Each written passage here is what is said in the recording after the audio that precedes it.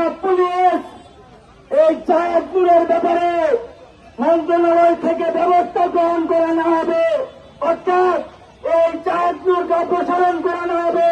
ততক্ষণ পর্যন্ত আমাদের অবস্থান চলবে। আমরা পরিষ্কারভাবে বলতে চাই, জুলাই অভ্যুত্থান পরবর্তী সময়ে হাসিনার পোষা পুলিশ দায়িত্বে থাকতে পারে না।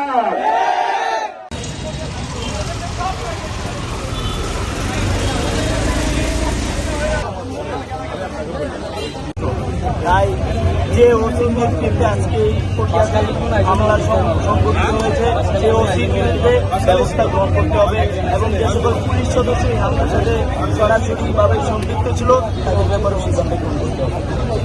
সিদ্ধান্ত গ্রহণ না করবে ততক্ষণ পর্যন্ত আমাদের